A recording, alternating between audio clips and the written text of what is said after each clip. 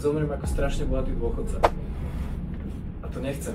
Tie nehnuteľnosti, ktoré momentálne mám, mi platia približne polovicu, možno 3/4 tých našich bežných výdavkov. Cash flow je maličká časť toho, o čom sú nehnuteľnosti, investovanie do nehnuteľností. Ja som chcel jednoducho nakúpiť čo najviac nehnuteľností, čo to dalo, čo mi skrátka banky požičali, a vtedy nebol bez limit, tak viete, o čom hovorím, tak ja neviem, koľko mám teraz, asi 600 000, neviem.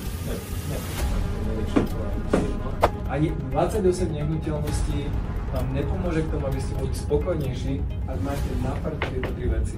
Ako žiak predbehne učiteľa, a to je presne to, čo sa z môjho pohľadu stalo. Skrátka, v tom, čo má v nehnuteľnostiach a tak ďalej, predbehol svojho učiteľa a aj vďaka tomu ste tu vy všetci. Lebo je správny človek pre váš mentoring.